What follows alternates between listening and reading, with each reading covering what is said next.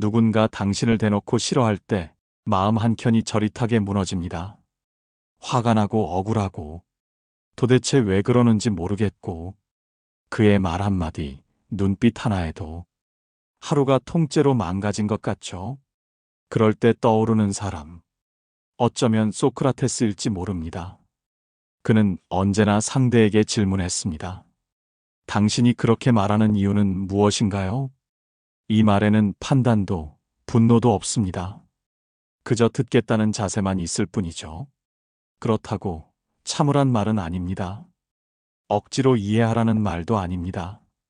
다만 우리가 몰랐던 것을 알아차리기 위한 사유의 출발점입니다. 우리를 미워하는 사람은 단순한 악인이 아닙니다. 그도 어딘가에 상처가 있기에 자신을 지키려는 방식으로 공격하는 것일 수 있습니다. 아리스토텔레스는 말했죠. 모든 감정은 이유가 있다. 그가 당신을 미워하는 이유, 그것은 정말로 당신일까요? 아니면 당신이 떠오르게 한 그의 과거 혹은 그의 결핍일까요? 이 질문을 스스로에게 던져야 합니다. 그는 어떤 상처 속에서 살아왔을까? 이 질문은 당신이 그를 용서하기 위해서가 아니라 당신이 더 이상 휘둘리지 않기 위해 필요합니다. 스토아 철학자들은 말합니다. 외부의 감정은 내 것이 아니다. 하지만 그 감정의 이유를 이해할 때 우리는 더 이상 그 감정에 끌려가지 않습니다. 당신은 미움에 붙잡혀 있는 사람이 아니라 그 감정을 가만히 바라볼 줄 아는 사람입니다. 바로 그때 적이 아닌 순간이 찾아옵니다. 상대가 당신을 미워하는 이유를 당신이 이해했을 때 그는 더 이상 칼을 겨누지 못합니다. 당신이 먼저 이 말을 건넬 수 있다면 그럴 수 있었겠네요. 당신 입장에서라면 그 한마디가 마음의 문을 엽니다. 그는 당신을 미워한 것이 아니라 자신의 슬픔을 몰랐던 것뿐입니다. 그리고 당신은 이해할 줄 아는 사람입니다. 사유하라 마음을. 그때 비로소 적이 사라지고 당신은 조금 더 자유로워질 테니까요. 마음을 열지 않는 사람은 가끔 거대한 벽처럼 느껴집니다. 아무리 다정하게 말을 걸어도 그는 미동조차 없이 돌아서죠. 그 순간 당신은 물러나게 됩니다. 말을 걸었던 자신이 초라하게 느껴지고 괜히 마음을 줬다 싶어 후회도 하죠. 하지만 노자는 말합니다. 단단한 것이 이기는 게 아니라 유연한 것이 오래 살아남는다고요. 강한 바위도 부드러운 물 앞에서는 형태를 바꾸지 않으면 깎여나갑니다. 당신의 말이 닿지 않았던 건 당신이 틀렸기 때문이 아니라 그가 아직 준비되지 않았기 때문입니다. 사람의 마음은 열쇠가 아니라 햇볕으로 녹여야 하는 얼음에 가깝습니다. 그렇다면 어떻게 다가가야 할까요? 니체는 인간을 이렇게 말했습니다. 인간은 극복되어야 할 무엇이다. 그 말은 타인을 극복하라는 말이 아닙니다. 내 안의 기대, 실망, 서운함을 먼저 직면하라는 뜻입니다. 당신이 상대의 마음을 열기 원한다면 먼저 당신 자신의 마음을 읽어야 합니다. 당신은 왜 그 사람의 마음을 열고 싶은가요? 정말로 그를 위하는 마음인가요? 아니면 인정받고 싶은 욕망인가요? 진정으로 타인을 이해하고자 할 때 말은 줄고 귀는 열립니다. 무엇을 말할지가 아니라 무엇을 듣고 있는지가 중요해집니다. 그가 당신을 거부할지라도, 그가 당황한 얼굴로 돌아설지라도 당신은 그 자리에서 흔들리지 않을 수 있습니다. 왜냐하면 당신의 마음은 그의 반응에 흔들리지 않을 만큼 이미 스스로를 알고 있기 때문입니다. 스스로에게 이렇게 말해보세요. 나는 그가 지금 어떤 상태인지 궁금하다. 이건 동정이 아니라 관심입니다. 그는 자신조차 잘 모르는 상태일 수 있습니다. 그럴 때 당신의 한마디가 거울이 되어줄 수 있습니다. 지금은 말하고 싶지 않은 거군요. 그럴 수도 있겠네요. 많이 복잡하겠죠?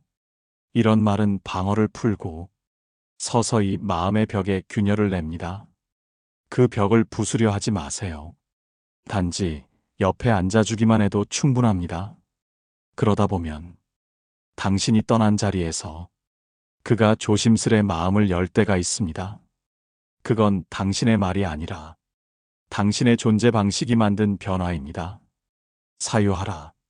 당신이 진짜 원했던 건 상대의 문을 여는 것이 아니라 그 안에 고요한 방까지 걸어 들어가는 인간다움의 길이었다는 것을. 어떤 날은 전혀 내 잘못이 아니라고 느껴지는데도 먼저 사과해야 할 것 같은 때가 있습니다.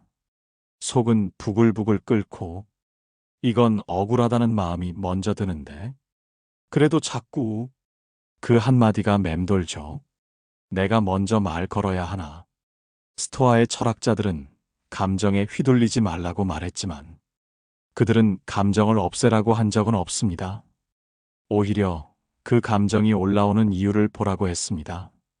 그 말은 결국 당신이 지금 무엇을 지키려 하는가를 묻는 말입니다. 사과는 체면을 잃는 일이 아니라 관계를 잃지 않기 위한 용기입니다. 미안해요라는 말은 진실을 왜곡하거나 잘못을 떠안는 방식이 아니라 우리 사이의 단절을 마주하는 방법입니다. 당신은 혹시 진 사람이 되지 않으려 사과를 미루고 있지 않나요? 아니면 내가 먼저 무너지면 더 상처받을까봐 두려운 마음이 앞서고 있진 않나요? 이럴 때 칸트는 우리에게 의무를 묻습니다. 상대가 아닌 당신의 선택을 기준으로 지금 내가 하는 행동이 모두가 따라야 할 원칙이라면 그건 내가 지켜야 할 도덕인가? 이 질문 앞에 서면 이기고 지는 싸움이 아니라 무너진 다리를 놓는 일이 보입니다.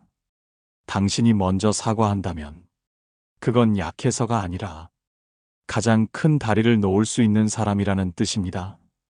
때로는 그 다리 위를 상대가 걸어오지 않을 수도 있습니다. 그래도 괜찮습니다. 왜냐하면 당신은 그 다리를 건너가려는 사람이기 때문입니다. 니체는 말했죠. 고통을 넘어서지 못하는 사람은 끝내 아무도 사랑할 수 없다. 그 고통은 자존심이 무너지는 고통일 수도 있고 자신이 오해받았다는 억울함일 수도 있습니다.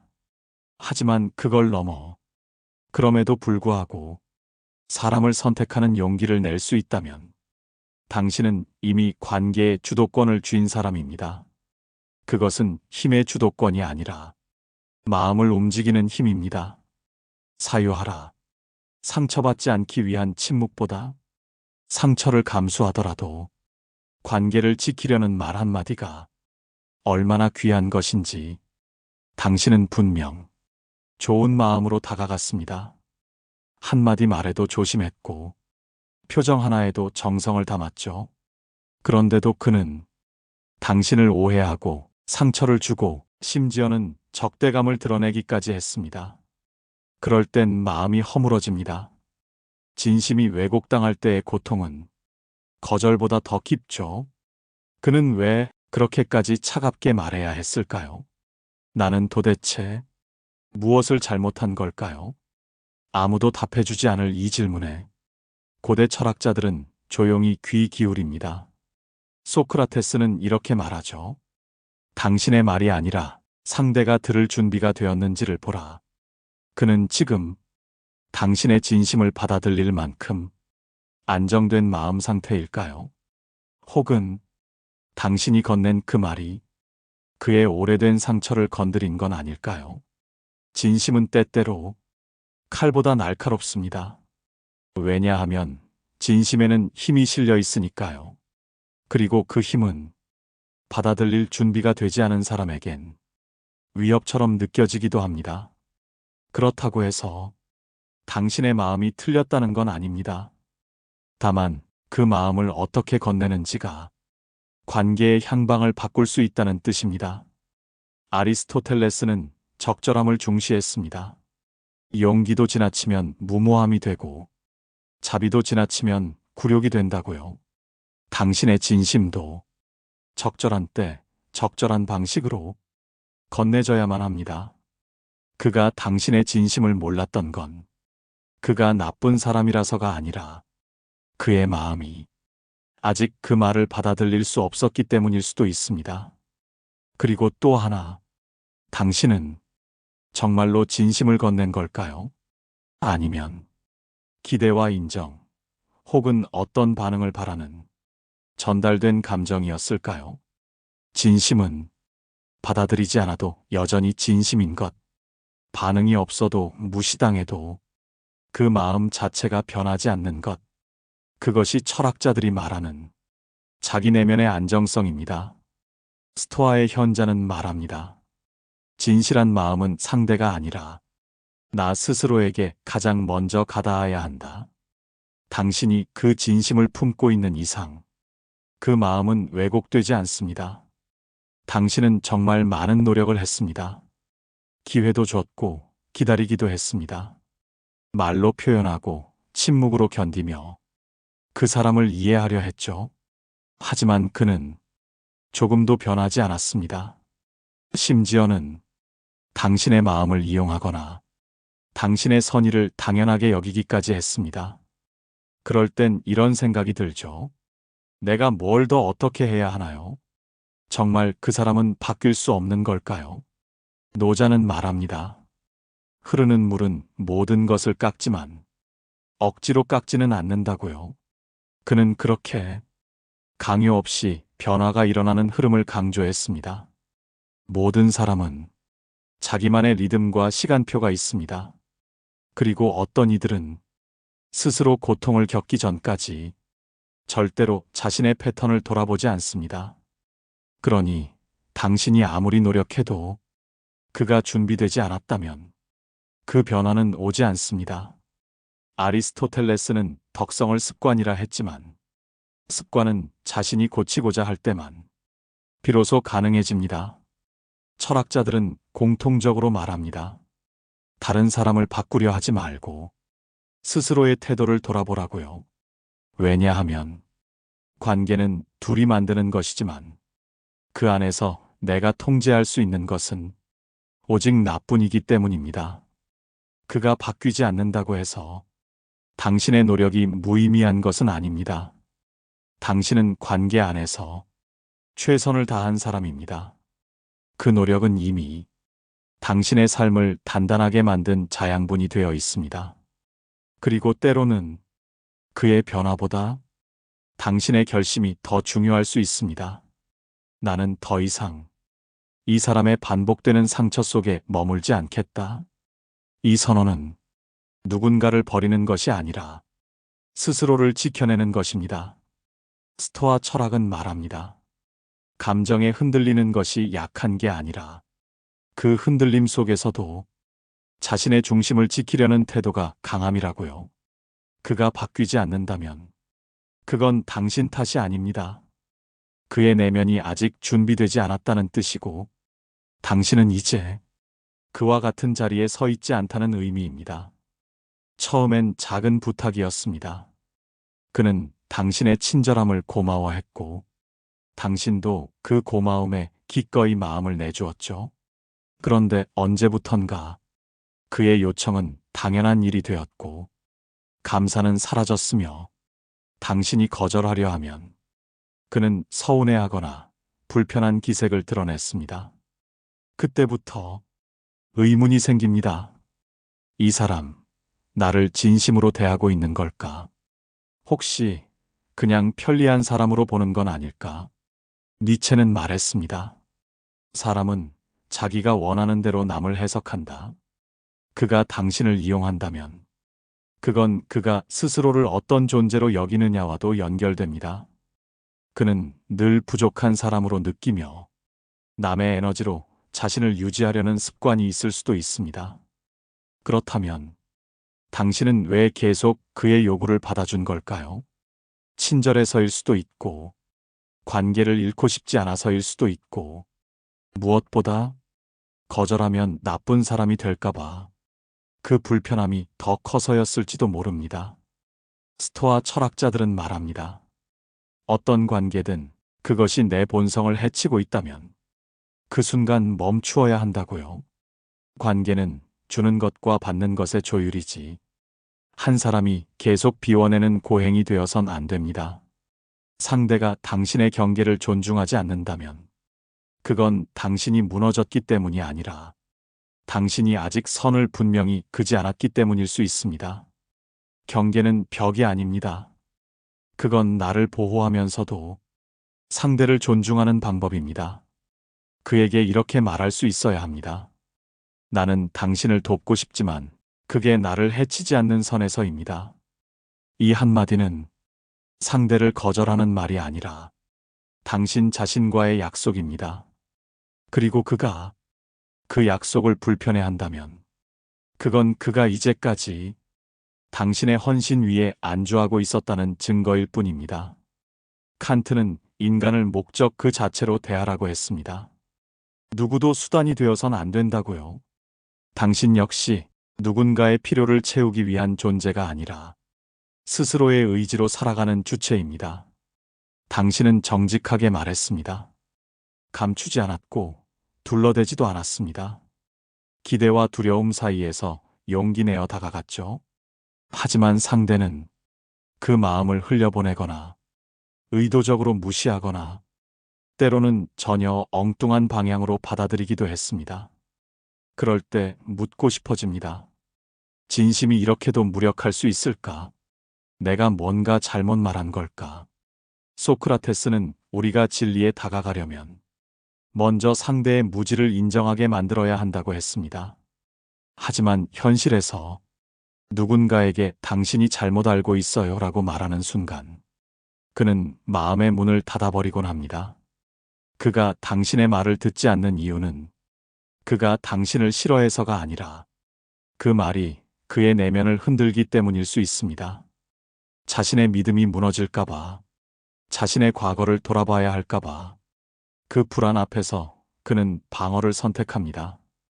그러니 당신의 진심이 무시당했다면 그건 때로 당신이 옳았다는 반증일 수도 있습니다. 모든 진심이 곧바로 받아들여지는 것은 아닙니다. 스토아 철학은 말합니다. 내가 통제할 수 없는 것에 집착하지 말라고요. 당신의 말이 어떻게 들릴지는 당신이 아닌 상대의 몫입니다. 그러니 당신이 해야 할 일은 그저 진심을 꺾지 않는 것, 반응에 따라 흔들리지 않는 것, 그것이야말로 가장 큰 신뢰를 쌓는 방식입니다. 니체는 진실을 춤추는 별이라 했습니다. 별빛은 바로 눈앞에 닿지 않지만 항상 그 자리에 있는 것처럼 당신의 진심도 바로 닿지 않아도 괜찮습니다. 그 자리에 머물러 있으면 됩니다. 그가 당신의 말을 오해했다면 그건 당신의 탓이 아닙니다. 그리고 그 오해를 바로잡으려 애쓰지 않아도 됩니다. 중요한 건 그 진심이 당신 안에서 진실했느냐는 것입니다. 어떤 사람은 기억만 해도 가슴 깊은 곳이 아립니다. 그가 남긴 말 한마디, 무심하게 던진 표정 하나가 아직도 마음속에서 부서지지 않고 남아 있습니다. 용서하고 싶지 않습니다. 아니, 못하겠습니다. 그는 너무 많은 걸 망가뜨렸고, 당신은 너무 오랫동안 그것들을 혼자 꿰매며 버텨왔기 때문입니다. 그럼에도 철학자들은 우리에게 말합니다. 용서란 그를 위한 것이 아니라 나를 위한 해방이라고. 스토아의 지혜는 말합니다. 분노는 가장 무거운 짐이다. 그 짐을 지고 오래 걷다 보면 결국 다치는 것은 내 어깨라고요. 하지만 이것은 억지로 참으라는 말이 아닙니다. 그저 그 분노를 붙들고 있는 이유를 한 번만 깊이 바라보라는 뜻입니다. 혹시 그를 미워하면서도 그 사람이 나를 인정하길 바라고 있지는 않나요? 혹은 그에게서 받지 못한 사과를 언제까지고 기다리고 있지는 않나요? 그렇다면 당신은 그 사람의 그림자 속에 아직도 붙잡혀 있는 것입니다. 니체는 말했습니다. 괴물과 싸우는 자는 스스로 괴물이 되지 않도록 조심해야 한다. 그 사람처럼 되지 않기 위해서라도 우리는 마음속의 화살을 꺼내야 합니다. 용서는 망각이 아닙니다. 그는 여전히 잘못했고 당신은 여전히 상처받았습니다. 하지만 당신은 더 이상 그 기억에 머무르지 않겠다는 선택을 할 수 있습니다. 그 선택은 그를 이해해서가 아니라 나 자신을 자유롭게 하기 위해서입니다. 칸트는 우리의 행위가 원칙을 따를 때 비로소 도덕적이라고 했습니다. 그는 용서를 강요하지 않았습니다. 다만 우리가 무엇을 원칙으로 삼을 것인지 묻고 있을 뿐입니다. 당신은 선택할 수 있습니다. 분노와 함께 머무를 것인지, 혹은 상처를 안은 채로 조용히 그 자리를 떠날 것인지, 한 사람이 내 마음을 스쳐간 뒤 그 자리에 오래도록 어떤 감정이 남아 있었습니다. 섭섭함, 미움, 후회, 그리고 말하지 못한 말들이 떠다니는 공허함까지. 사람은 관계 속에서 상처받고 또 관계 속에서 회복되곤 합니다. 하지만 때로는 그 어떤 관계도 내 마음의 균열을 메워주지 못할 때가 있습니다. 그럴 땐 내가 나를 다시 만나야 할 때입니다. 스토아 철학자들은 반복해서 말합니다.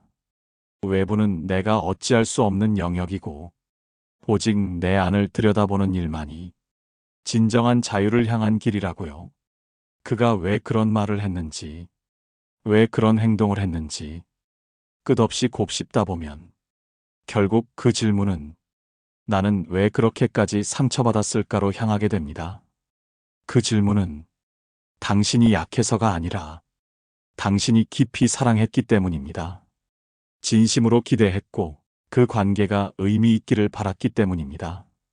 니체는 고통을 찬미한 철학자였지만 그 고통을 통해 인간이 얼마나 스스로를 단련할 수 있는지 말하고자 했습니다.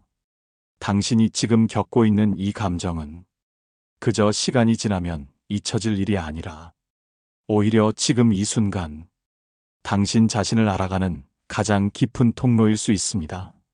노자는 지나가는 바람을 붙잡으려 하지 말고 그 흐름 속에 자신을 맡기라 했습니다.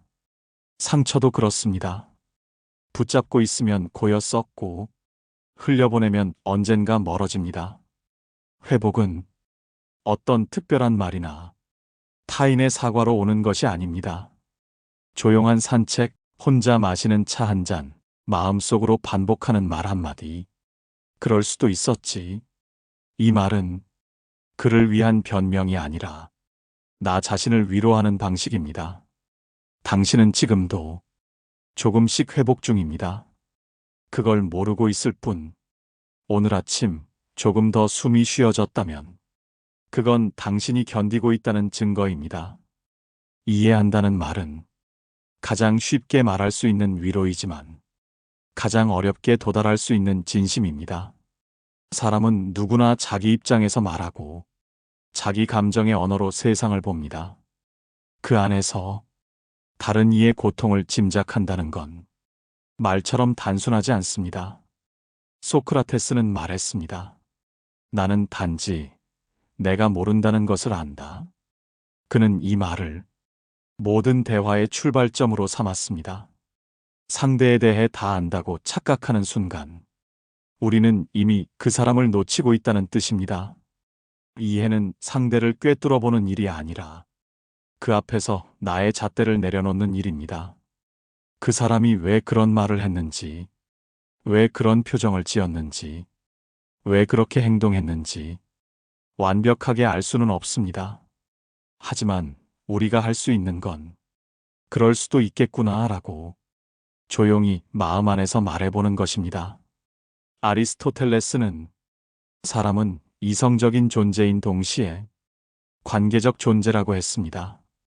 우리는 늘 관계 속에서 자신의 모습을 발견합니다. 그리고 때때로 그 관계 속 타인의 모습에서 내 과거의 상처나 두려움이 투영되기도 하죠. 이해는 그래서 상대를 향한 길이기도 하지만 결국 나 자신을 마주하는 길입니다. 그가 그런 행동을 했을 때 그의 마음엔 어떤 그림자가 드리워 있었을까? 그가 던진 말 속에 그조차 알지 못한 외로움이 있었던 건 아닐까? 니체는 인간은 그 자신을 넘어설 수 있을 때 비로소 진정한 존재가 된다고 했습니다. 그 넘어서야 할 것은 타인이 아니라 내 안에 상처받은 자아일지도 모릅니다. 우리는 누구도 완벽히 이해할 수 없고 누구에게도 완전히 이해받을 수 없습니다. 하지만 그 불완전한 시도를 멈추지 않는다면 그 자체가 삶을 따뜻하게 만드는 불씨가 됩니다. 누군가를 이해하려는 마음은 언제나 나를 더 깊이 이해하게 하고 그 이해는 언젠가 세상의 다른 이들에게도 조금 더 온유한 눈길로 이어집니다. 사유하라. 이해는 마음을 열어주는 것이 아니라 상대의 문 앞에 조용히 앉아 그가 열어줄 때까지 기다리는 일임을. 그 기다림 속에서 당신도 누군가에게 이미 그런 사람이 되어 있다는 것을. 이 영상이 마음에 닿았다면 좋아요와 구독은 다음 영상을 준비하는데 큰 힘이 됩니다. 오늘 하루 자신에게 가장 따뜻한 사람이 되어 주시길 바랍니다. 감사합니다. 인생지혜였습니다.